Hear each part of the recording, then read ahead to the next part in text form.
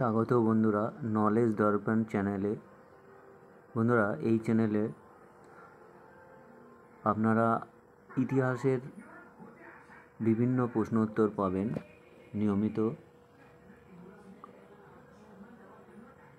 আজকে ইতিহাসের বেশ কিছু গুরুত্বপূর্ণ প্রশ্ন নিয়ে আলোচনা করা হলো। বন্ধুদের কাছে অনুরোধ, চ্যানেলটিকে অবশ্যই সাবস্ক্রাইব করবেন। চলুন শুরু করা যাক।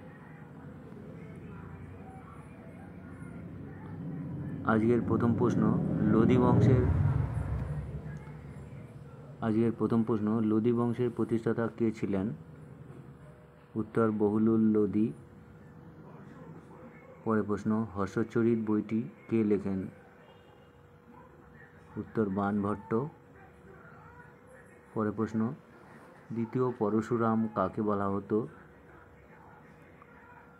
অপশনগুলোর মধ্যে উত্তর হবে মহাপদ্মনন্দ। পরের প্রশ্ন, দাস বংশের প্রতিষ্ঠাতা কে ছিলেন? উত্তর হবে কুতুবউদ্দিন আইবক। পরের প্রশ্ন, লাহোর প্রস্তাব কে প্রথম উত্থাপন করেন? উত্তর হবে আব্দুল কাসিম 1940 সালে লাহোর অধিবেশনে। পরের প্রশ্ন, পুনা চুক্তি কী বিষয় নিয়ে হয়েছিল? পুনা চুক্তি 1932 সালে বি.আর. আম্বেদকর, মহাত্মা গান্ধীর মধ্যে এই চুক্তি স্বাক্ষরিত হয়। এর বিষয় ছিল দলিত সম্প্রদায়। পরের প্রশ্ন, হরিজন পত্রিকা কে প্রকাশ করেন? উত্তর হবে মহাত্মা গান্ধী 1933 সালে এই পত্রিকা প্রকাশ করেন। পরের প্রশ্ন, ভারতের স্বাধীনতার সময় ব্রিটেনের প্রধানমন্ত্রী কে ছিলেন? উত্তর হবে ক্লিমেন্ট এটলি। পরের প্রশ্ন, ভারতের জাতীয় কংগ্রেসের প্রতিষ্ঠাতা কে ছিলেন? অপশনগুলোর মধ্যে উত্তর হবে এ.ও. হিউম।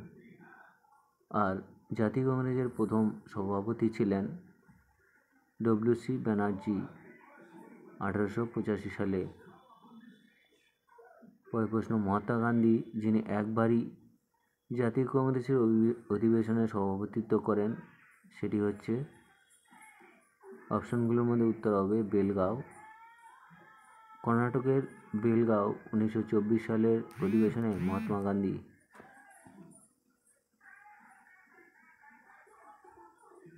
পরের প্রশ্ন, মহাত্মা গান্ধী যিনি একবারই কোন অধিবেশনে জাতীয় কংগ্রেসের সভাপতিত্ব করেন? উত্তর হবে 1924 সালে বেলগাঁও অধিবেশনে। পরের প্রশ্ন, জাতীয় কংগ্রেসের প্রথম মহিলা সভাপতি কে ছিলেন? উত্তর হবে অ্যানি বেসান্ত।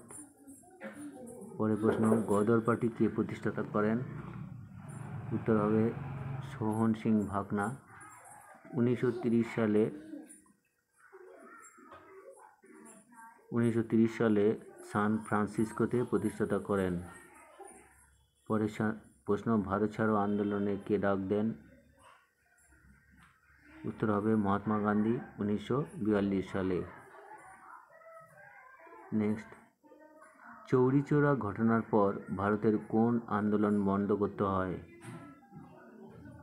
অপশনগুলোর মধ্যে উত্তর হবে অসহযোগ আন্দোলন 1922 সালে। এই ঘটনার পরিপ্রেক্ষিতে মহাত্মা গান্ধী অসহযোগ আন্দোলন বন্ধ করে দেন। বন্ধুরা, এই ছিল আজকের আলোচনা।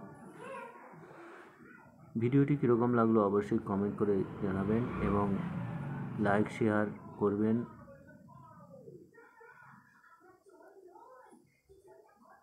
ধন্যবাদ সকলকে।